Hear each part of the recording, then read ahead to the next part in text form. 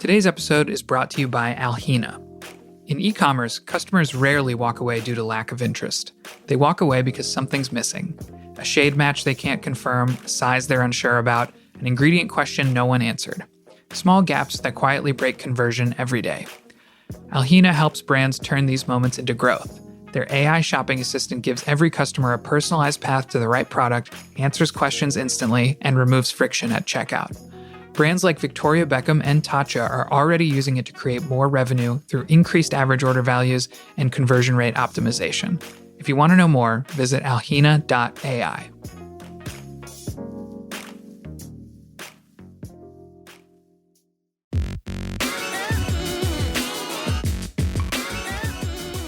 Hello and welcome back to the Glossy Podcast. I'm your host, senior fashion reporter Danny Parisi, and I'm here with our international reporter, Zofia Zwieglinska. Hello, Zofia. How are you?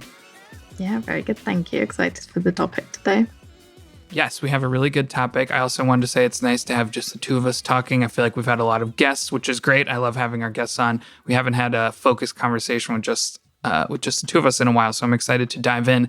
We are talking about Kering, and specifically Recon Kering, which is Kering CEO Luca de Meo's plan to revitalize the company, which, Zofia, you wrote about last week. Last Thursday, Kering's Capital Markets Day, Luca de Meo broke down the strategy he's calling Recon Kering. This is Kering's kind of crossroads moment. They have really been struggling, as a lot of the big luxury groups are, but Kering in particular has seen their sales going down significantly, particularly at Gucci, which is not good because Gucci is a significant portion of their revenue. They need to turn things around. At this event, de Meo said the model of the last 10 years doesn't work anymore, and laid out this kind of broad-ranging, comprehensive plan. I wanted to talk with you, Zofia, about what is not working for Kering from the last 10 years, why it's not working. And then I want to go through this plan, Recon Kering, and kind of discuss what exactly Luca de Meo is planning for the company, what we think. Do we think it's going to work? Can it turn things around for them? All of the above. There's so many specifics, and he laid out a really specific plan and also goals, and I just want to break it all down for our listeners. To start off, though, so since you wrote about it, I was just off the top of your head, like what was like your initial take on the plan? Like, did it inspire confidence in you if you were an investor in Kering? I mean, de Meo does speak very, very well. And I think the fact that he held on, speaking for 3 hours nonstop was quite a feat in itself. But from what I understand, the markets were a little bit disappointed by his announcement. And I think that they expected a little bit more faster change. A lot of the timelines that were set in the Capital Markets Day were looking at 2028, 2030. I think especially when it comes to Gucci, a lot of the analysts and kind of investors are probably looking at it as if it's basically like a growth machine and something that needs to be adjusted very, very quickly. I mean, granted, on the other hand, de Meo and the creative directors of all the houses, which was also quite interesting, the fact that they were all there, did inspire some confidence, but maybe not so much that people were thinking, okay, well, this brand turnaround is going to be happening this year, which for an investor, you want to see immediate returns. So that's not something they're going to be getting anytime soon. Yes, it was a very forceful presentation. I think, like you said, having all the creative directors there speaking at length for multiple hours. I think he did take a short break, but he took a lot of questions. I think it was meant to be a really kind of, pull out all the stops kind of presentation. Let's talk a little bit about what hasn't been working for Kering. So first off, I want to say sales in the last quarter for Gucci dropped 8%, and sales have almost halved at Gucci in the last 4 years. And Gucci is, 40% of their revenue or something. It is a really, really centrally important brand for the whole group. So that's obviously, a big problem for them. And we can get to what they have planned for Gucci in the future. But the other big problem for Kering that I want to talk about is they have a lot of debt. I believe at the end of 2025, they had 8 billion euros of debt, which is down a little bit from, I think, 10 billion in 2024. But it's still a lot. Some of that has to do with acquisitions like Valentino, which they spent a lot of money on, although we can get into what they're doing there. Luca de Meo has paused that acquisition. I also think debt is a lot scarier now than it was a few years ago when we were in a more globally low interest environment and money was flowing around really easily. It was not as scary to have a ton of money owed. Things have obviously tightened up a lot since then, and having a huge amount of debt hanging over your company is much worse now than it was, 5 years ago. So I think that's a big stressor for the entire business. I'll pause there. What do you think of the debt situation and any other problems that Kering has seen in the last couple of years? Yeah, I mean, I think that the debt obviously is a big issue. And as they've kind of done it over the last 10 years or so, I don't think that debt pool's gotten any smaller. They've felt like they've needed to keep up with the competition, mainly with LVMH in terms of acquisitions, in terms of new brands. Valentino obviously is one of those. But I think that there's been some kind of structural issues too in terms of how currencies have played out, how, they're thinking about store expansion. I think that's something that De Meo highlighted in the presentation, was just the fact that there was too many SKUs, too many stores, and they tried to speaking to too many customers at once. So there was just basically too much happening. And I think that debt is kind of connected to how, I guess, stretched they were. A lot of the brands have had, so many stores opening that maybe some weren't in the best locations. Some of them weren't suited for the kind of customer that they wanted to bring in. And he really focused on that as a kind of way of cost saving, with the whole kind of presentation was focusing on cost savings and efficiencies across all of the brands, but mainly the kind of big one was the retail footprint and how much smaller it could be and how much more efficient it could be for the brands. And that's not just Gucci, although Gucci was highlighted. I think they said that there was going to be about 250 fewer stores by 2030 across all of the brands. And I think there was about 125 stores which were just going to be closed down for Gucci. So I think that shows that, how over-indexed they were on that store side. And I guess how much they're thinking about, reducing that over the next couple of years to make it a better business. Yeah, I think I saw the number of 1,700 stores globally for all the Kering brands together, which is a lot. And a lot of those stores are big and expensive and in the fanciest part of whatever town or city they're into. So yeah, I definitely think the retail footprint was a big drag on the finances. Also, to go back to Gucci, I mean, I think they really relied heavily on Gucci. And I think because of that, whenever there was a problem with Gucci, that also became a problem for Kering in a much bigger way than a problem at Bottega Veneta or something. I think they've relied heavily on the Gucci customer, and then they kept raising their prices and expanding the Gucci SKU count, to milk as much from that customer as possible. And then, when that slows down, it's a huge problem for the whole company. There's a couple other things we could talk about. I had written in my notes that some talent staleness was maybe a problem for them. I don't think they talked about that specifically, but that's something we've talked about in general in luxury, is hiring, the same small pool of creative talent and drawing from the same handful of designers that just get shuffled around. I'm not sure how much of a major impact that has, but, just thinking about the luxury model from the last 10 years, that's something I've noticed. Any other things you want to say about the problems facing Kering before we jump into the plan?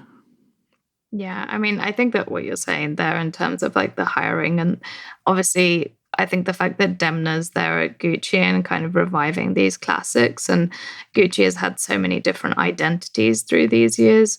That's something that the Bernstein analyst, for example, pointed out after the presentation, that first it was Tom Ford Gucci, and then it was Alessandro Michele Gucci, and now it's kind of Demna Gucci. The fact that the brand has had so many different identities kind of makes it a little bit harder to profile effectively and to make it kind of work with the times every single time. So I think that's going to be a little bit of a problem, something that was kind of called out as maybe something that De Meo didn't address really properly. It was quite funny, actually. He described the brand as being, it's not vanilla ice cream, it's kind of sexy. And he said that Americans understand what Gucci is and that they understand this like Gucci feeling. We spoke with our editor after this and she had no idea what that he was talking about. So I don't think it's something that's maybe quite as universally known as he's saying it.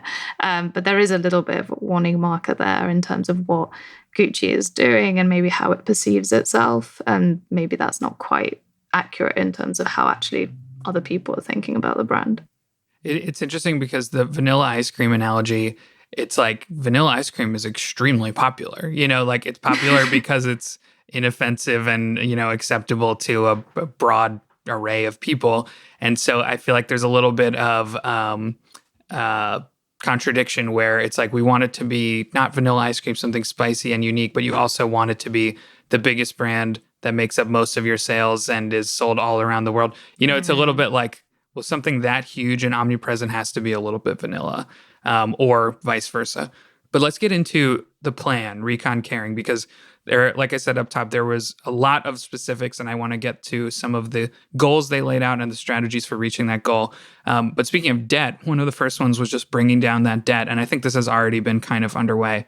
Luca de Meo put a pause on the Valentino acquisition, and they also sold / kind of made an alliance with L'Oreal with the Kering beauty side, which I may ask you to explain the details of how that is going to work, but I know it's going to bring in 4 billion euros worth of cash for Kering, which is like half of their debt. So in terms of bringing down the debt, that is a really strong start. It's definitely a little bit of a short-term solution, it seems like to me. But what's your take on the deal around Kering Beauty and what that's going to do for their debt? Yeah, so this was something that was announced last year. They basically started a partnership with L'Oreal. It's not something they're kind of exiting or deprioritizing as like a sector. Like beauty is still a very important part of Kering, and the fact that so many of these high fashion brands basically have like massive beauty kind of businesses, especially in perfume, still makes them like a big part of that business. So Kering has basically now got this long-term licensing agreement with L'Oreal. L'Oreal ends up handling the beauty product development side, manufacturing, and global distribution. And that applies to brands like Yves Saint Laurent Beauty and others in the portfolio. And what Kering is doing now is keeping L'Oreal for scale because they bring that reach, the infrastructure, and the speed to market. But they're also kind of launching their own kind of arm, which is going to be more focused on higher end beauty, on wellness, on longevity, and on subscription kind of type health services through like a luxury experiences. I mean, we've known that there's been so much kind of noise around wellness and longevity, especially in the US, and you know, everything from like peptides to massive like body scans where you step into this huge machine and it basically tells you everything that's wrong with you. And it looks like Kering is trying to get a little bit of that pie. Now, I don't know, obviously, if that's not going to come a little bit too late because a lot of the industry has already moved forward in that way, but Kering is a big player. The fact that it has this kind of L'Oreal partnership as well might make people take it a little bit more seriously in that kind of longevity space. But it does seem like they're still very interested in the sector and they're just focusing a tiny bit more now on like extending wealthy people's lives, basically. Yeah. It's interesting. The beauty element, from what I understand, and if one of the Glossy beauty reporters was here, they could probably explain it even better than you or I could. But from what I understand, beauty is a pretty high profit margin category. And an interesting element from the plan is that it also includes doubling the jewelry category across Kering's brands. And jewelry is also a notably high profit margin category. And Kering has dedicated jewelry brands like Boucheron, but they also have their fashion brands with jewelry categories like Gucci and Saint Laurent both have jewelry. And I think that's a really interesting shift. They want to, I forget if I said this already, they want the jewelry category to be $1 billion in revenue in the next 4 years to reach $1 billion in annual revenue. Obviously, they'd be competing with Richemont is a big one, another big luxury group that has a ton of very iconic, very famous jewelry brands like Cartier, but also LVMH has Tiffany. So jewelry to me, much like beauty, is very profitable, very high margin, but also very competitive. There's a lot of other big companies in that space. So it's interesting to me that Kering wants that to, or identifies that as a growth opportunity. I think they can do it. I think they have the brands and they have the scale and operations to do it, but it's definitely very competitive. What do you think about the jewelry plan? Yeah, I mean, I think that jewelry is an interesting segment for them because obviously you're talking about pieces that are quite, I guess, like flexible price wise. Like you could get something which is super cheap, almost like costume jewelry from a brand. But you could also get something that's made in, precious stones and sits on like the higher end of the bracket. I think that that's something that they'll be able to sell to both maybe an entry level customer, a mid customer, and the luxury customer. And it does feel like jewelry in general across the brands has been relatively underpenetrated. Like watches, I think maybe slightly more so. There's kind of a bigger focus on Gucci in particular. I think they mentioned a kind of sum of 500 million by 2030 for Gucci across jewelry and watches. So I think that there's going to be a bigger focus for that brand, but also the others. And I don't know if jewelry in itself is something that is super popular right now from luxury brands. So I'm guessing they're going to have to put a lot of marketing behind it to actually make it more feasible. The other side of it is obviously it's not just jewelry and watches, but also eyewear. And that is already something that's a massive part of their business and something they're actually going to be investing even more into, especially kind of across the brands and also with the tech partnerships that they have with Google that they announced last year. Yeah, I'm glad you mentioned the 500 million euro plan for the jewelry business. I think that's at Gucci specifically. They actually had a pretty specific breakdown of where they want Gucci's revenues to come from by category, which we get to that in a minute when we talk about Gucci specifically. There is another bigger topic from the plan I wanted to talk about, though, which is their kind of geographic investments. Kering's sales in Asia fell by 16% last year. And China has obviously been a big investment target, not just for Kering, but all of the big luxury groups. They've already put a lot of money into China specifically, and I think they want to make that investment worth it. A really interesting announcement from the press conference was that Kering had taken an investment in a Chinese fashion brand called Icicle. I think that was announced at the event, which I just thought was super interesting because there's been a lot of European luxury groups exporting their brands to China with varying levels of success. And for a while, I have wondered when those groups are going to acquire or invest in or try to partner with homegrown Chinese fashion brands, because I feel like the Chinese market has been growing, bubbling demand for more local luxury brands for a while. And there have been some that have kind of broken through from outside the market. I remember seeing Angel Chen at New York Fashion Week a couple of years ago and thinking her designs were very cool. So it's really interesting that Kering is now investing in a Chinese brand. So I don't know. What do you take on that? Yeah, by the way, I think it's pronounced iCycle. It's really weird. It's iCycle? Wow, that's very... It's spelled exactly like the word icicle for the record, but I believe you. Yep. And I do think it's an interesting acquisition. It's actually like something that it looks like they're going to be learning from across all of the brands. So not only are they acquiring or like investing in iCycle, but also they're going to be learning more about the manufacturing, the kind of systems from the brand and potentially applying it to some of the brands that they have in their portfolio, the more European ones that have had maybe a little bit of a harder time getting to grips with China. Gucci in particular was very overexposed in China. Ultimately, that kind of market was a major growth engine for Gucci back in like 2016. However, post-COVID, as with most luxury brands, and the fact that there was a big focus on Chinese brands becoming popular with local customers too, and there was a bit of like a shunning of luxury brands from abroad, like that has become a bit of a kind of an issue for luxury brands, because it's not something that, as a small market, you're talking about literally one of the largest markets out there. And especially for luxury, there was, brand fatigue kind of set in, demand slowed. And especially from aspirational customers, like brands like Gucci were just not as popular anymore. So I think it's interesting that they're trying to learn from a local brand and then applying that to the rest of their brands. I'm kind of wondering what that will mean in terms of how they're going to be showing up. But there have been, multiple brands like Moncler, for example, that have been very successful recently in the kind of local markets because they're very, very localized. I think this is something that we spoke about, but they mentioned during the presentation that the Gucci La Famiglia presentation, where they basically had these like archetypes for each of these like very stereotypical Italian characters that was launched by Demna, that was something that was really popular. And it was also popular in China, where they did it with local celebrities and KOLs. So it was like a completely different like set of characters, all kind of specified for the Chinese market. And that was the only country where they did basically a different version of that campaign. So it's interesting they're already trying to localize it. And I'm wondering kind of how they're going to do it next. Yeah, and the other thing on that note is I think a lot of the changes we're talking about or the strategies are short to medium term, pausing the Valentino acquisition and the deal with L'Oreal, I think are great in the short term.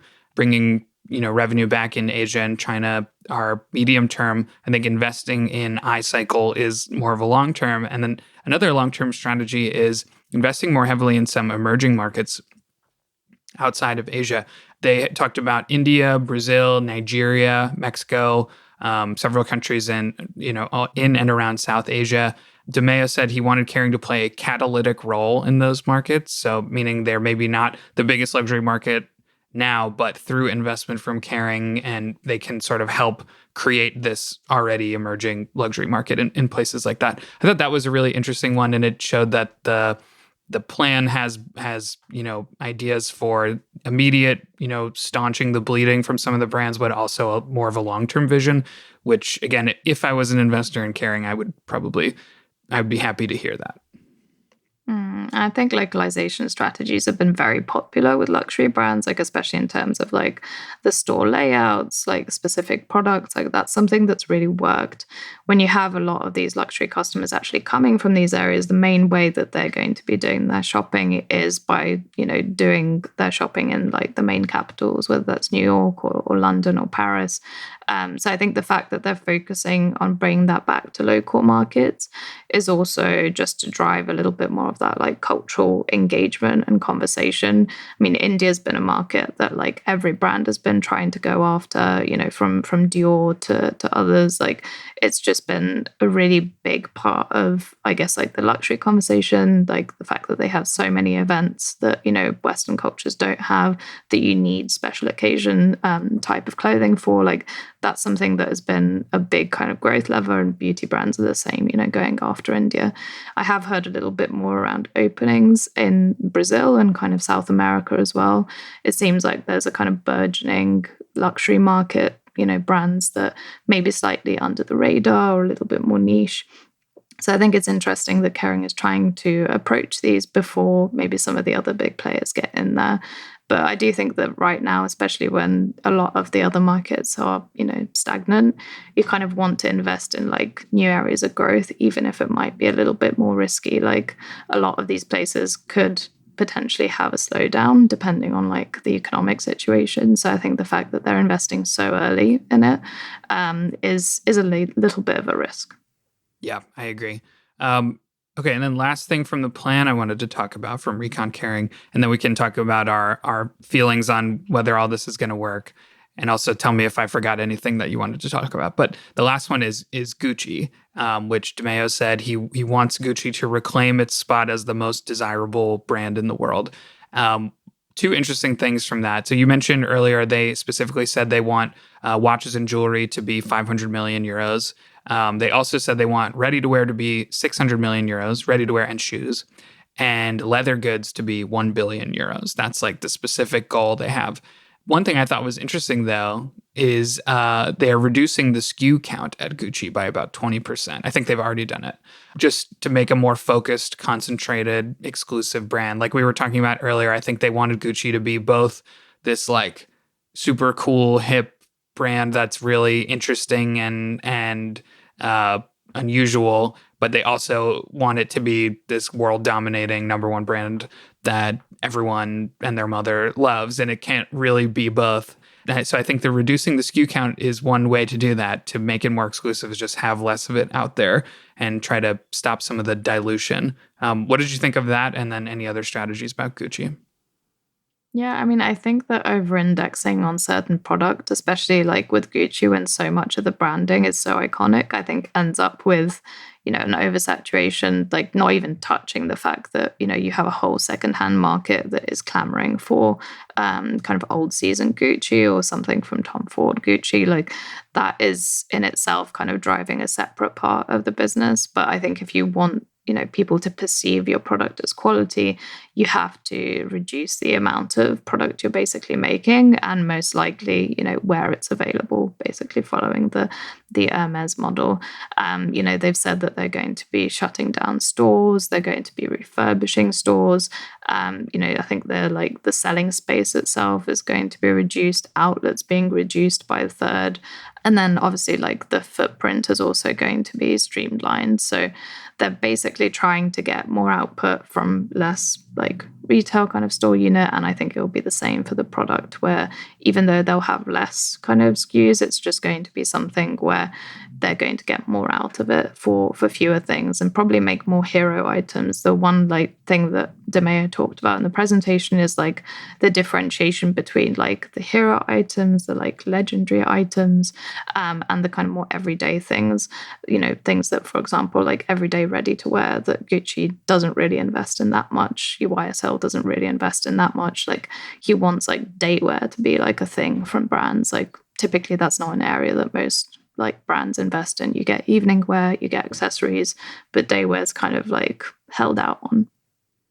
Yeah, and the other interesting thing is that they want to shorten the lead times at Gucci. At the recent Gucci Spring Show, they had 77 products on the runway that were then available for sale right after.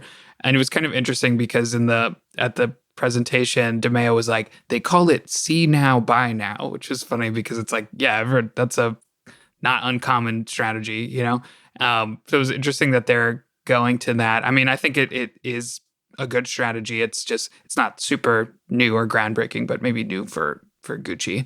Did you have any thoughts on that, on the see now, buy now element? Yeah, I mean, I think actually like De Meo seems very keen on technology in general, which I think was quite interesting considering I thought, Kering was doing quite a good job with AI, but it seemed like he's focusing on it even more. He's going to be getting execs to do more like AI and technology training. They've input at Gucci, for example, something called augmented twin, where they basically have digital replicas of like customers. It allows teams to like test how customers are behaving across sites, across retail. And they did like a media pilot for Boucheron, for example, with that, where there was like a 30 to 50% increase in ROI. And then they're going to be using new clienteling tools, which apparently generated 2 times more sales. So he's very like into the like flashy tech. And I think some of that is also got to do with, what you talked about. I think it's more about tech investment and kind of tech interest in that too. Yeah, absolutely. And I think his kind of outsider status, we discussed De Meo comes from the world of luxury automotives, I think has been a benefit. Like I think a lot of the higher up leadership at Kering has been excited about that. And the tech element, I am, interested to see what else he brings to the table. We should also spend our final few minutes giving our take on like if we think all of this is going to work, because it's a lot of stuff. It's a lot of goals. It's a lot of strategies, covering a lot of different brands and a lot of different categories. I don't know. I think there's some inertia involved. Kering has been on a downward trajectory for a couple of years, and I think that's hard to shake. Also, luxury in general has been going through a sort of a slowdown, and then now we have the conflict in the Middle East, which is having a really big negative impact on luxury sales. I saw the conflict has already reduced the sales of the big luxury companies by 10% across the whole region. So that's Hermes, Kering, LVMH, like all of them. So it's kind of a hard time to be making big changes because there's this sort of big crisis happening. I do think that it seems like De Meo has a very specific, it doesn't seem like a bunch of random ideas, like reading through it before this and talking it out with you, I can see the logic behind all of them. And I think that's good. You know, a lot of times in my conversations with people, whenever a company's not doing well or a company folds or something, a lot of times after the fact, people are saying to me, it was like a lack of coherent leadership or lack of coherent vision. It was like random. We were playing whack-a-mole, all that kind of stuff. I think the strongest element from this plan to me was that it felt very cohesive and like he had a plan for a holistic plan for how all these different strategies are all kind of like moving in the same direction. That was my feeling, but I don't know if you disagree. No, I definitely agree. I think the fact that he's focusing so much on defining these brand identities, on like one, not relying so much on Gucci. I think they talked about, you know, for example, like having Saint Laurent be 30% of the revenue by 2030, like just shows that they're not trying to make it a system which is over-reliant on one brand, because I'm not going to lie, that does seem a little bit stupid when you're talking about, you know, a whole kind of plethora of brands that could be bringing in a lot more to you. You know, he was also focusing on the non-apparel brands that Kering owns. So ones like Ginori, for example, like that's something that could drive more interest for them. Brioni was a focus. Like McQueen, obviously, they're going to be reducing the store counts for because they want to kind of sharpen up the brand. So it feels like he went pretty deep on each of the brands, and he also is going to be changing some organizational things around there too. A lot of the kind of Kering system that wasn't working before essentially kind of siloed the brands and how they operated from each other. So if you worked at one brand, for example, you couldn't really move over to another one in Kering's portfolio.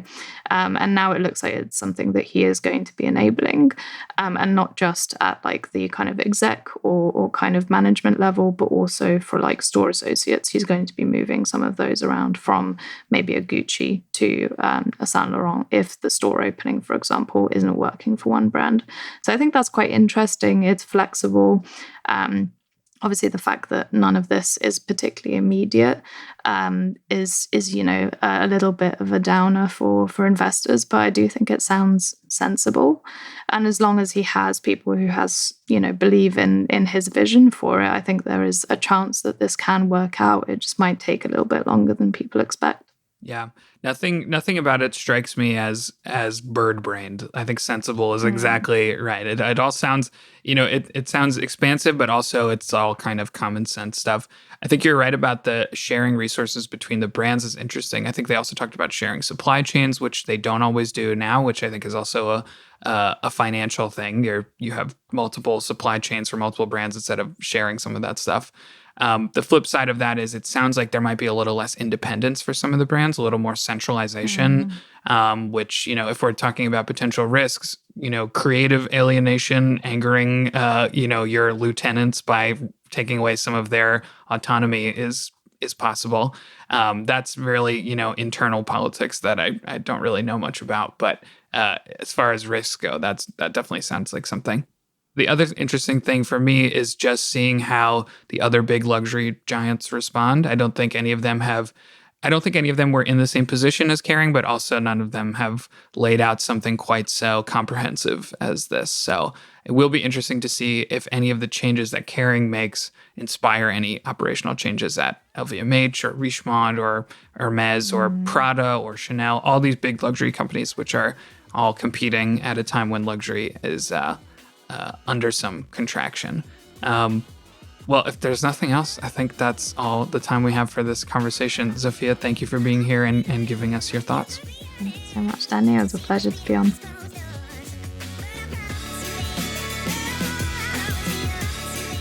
And thank you for listening to the Glossy Podcast. Don't forget to give us a rating and a review on Apple Podcasts or Spotify, wherever you listen to this, because that helps us out so much. And don't forget to subscribe to the Glossy Podcast to hear interviews with industry insiders and week in review segments where we break down the news. The new episodes come out every Friday. Until the next time, thanks for listening.